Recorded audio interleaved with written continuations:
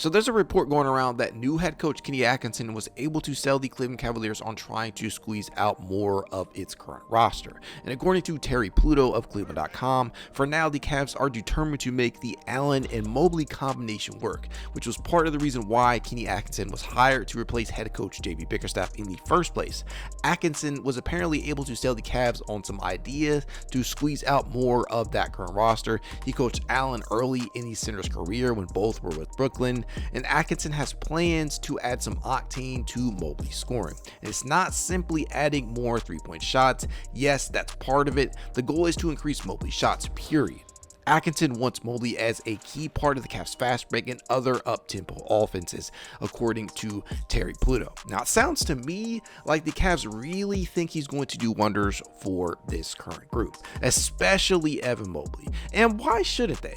Kenny Atkinson has a strong record for player development. After all, he didn't have a lot to work with in Brooklyn on the surface, but under his watch, a number of potential NBA castoffs were able to find a real home and footing in the league. There were so many examples. Take Spencer Dinwiddie, a promising guard prospect at the time before injuries hit, was on his way out of the league after being waived by the Chicago Bulls. He was given the freedom to play and he flourished. The 2019-20 season was his most complete in the league, averaging 20.6 points per game along with 6.8 assists. Or former Cavalier Joe Harris, who struggled after 2 seasons with Cleveland in which he averaged just 2.5 points per game on 40% from the field and 36% from three-point range. And after being traded to the Orlando Magic, it was very possible that his career could have been over before it truly started. Atkinson saw his potential and empowered him to take on a Kyle Korver type role, which led to him experiencing a breakout of sorts. He improved to averaging 11.9 points per game on 47.8% in his time with Brooklyn and led the league in three-point percentage, shooting 47.4% in the 2018-19 season. Atkinson also helped turn Jarrett Allen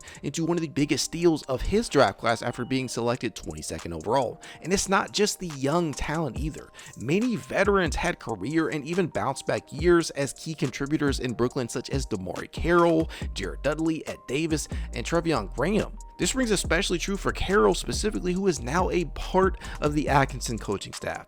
After his great success in Atlanta under Atkinson, Carroll had failed to live up to his massive $60 million contract extension with the Toronto Raptors. And after averaging 11.8 points per game on a true shooting percentage of 59% in 2 seasons with the Hawks, he averaged just 9.4 points with the Raptors. Now with Atkinson, Carroll recovered to his old form as a solid role player, averaging 12.3 points per game on a true shooting percentage of 55%. One of Atkinson's most impressive feats was tapping into former All-Star Brook Lopez's potential as a perimeter marksman. Lopez had the tools to be a great three-point shooter with his impressive mid-range shot, but hadn't yet received the encouragement to invest in his outside game, making just 3 out of 31 threes his first 8 seasons in the league. Lopez launched 387 threes in his first season under Atkinson, making 134 shots on 35% shooting.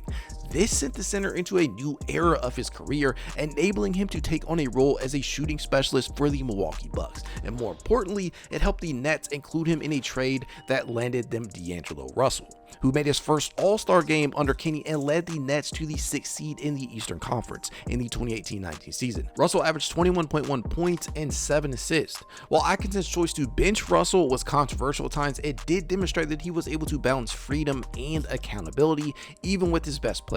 And although they had a rocky relationship during Russell's time in Brooklyn, he credited Atkinson for much of his success, stating, "Honestly, I give me a lot of credit for the teaching moments. I feel like my knowledge and IQ has really risen to another level from learning from my mistakes and breaking it down." And we can't forget about Caris LeVert, who is another late pick, 20th overall, just like Jalen Tyson, developed into one of Brooklyn's best players under Atkinson.